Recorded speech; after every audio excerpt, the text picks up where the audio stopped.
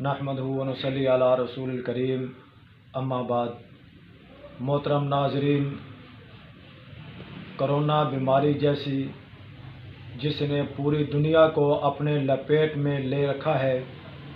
اور ہر فرد ہر بندہ پریشان ہے، اور اس وقت حکومت پاکستان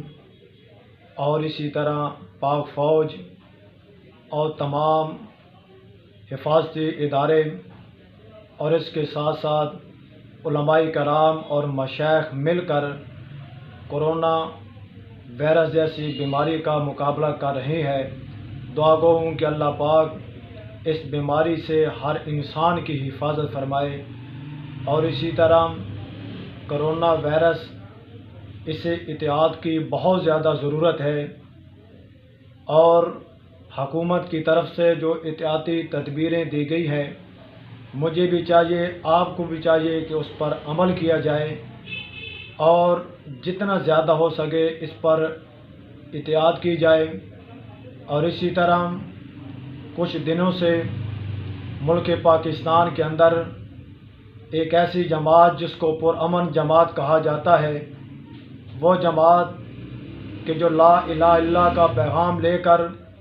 گھر گھر، محلے محلے، بستی بستی، شہر شہر، قریہ قریہ،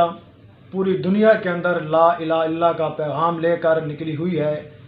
جن کا مقصد کہ لوگ راہ راست پہ آ جائیں، جن کا مقصد ہے کہ لوگ ہدایت پہ آ جائیں، جن کا مقصد یہ ہے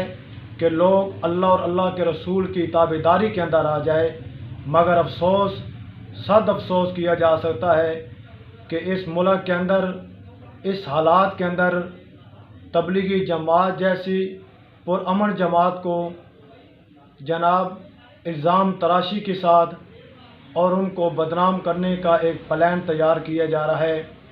اور اس تبلیغی جماعت سے محبت اور ان کے ساتھ رویے، جو ان کے ساتھ ہوا رویہ، اس پر محترم جناب چودھری پرویز الہی صاحب نے مذمت کی،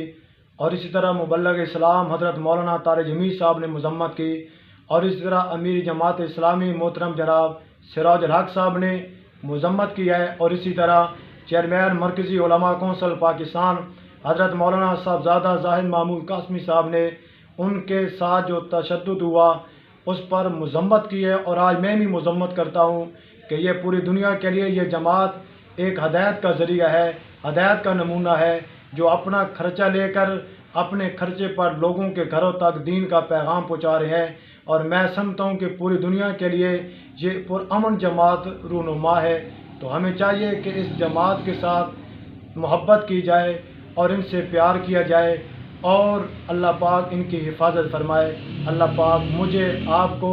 ان اللہ کے راستے میں چلنے والوں کے ساتھ محبت نصیب فرمائے، اور اللہ پاک کی بارگاہ میں دعا ہے کہ اللہ ہمارے ملک پاکستان کی حفاظت فرمائے۔ وآخر دعوانا الحمدللہ رب العالمین۔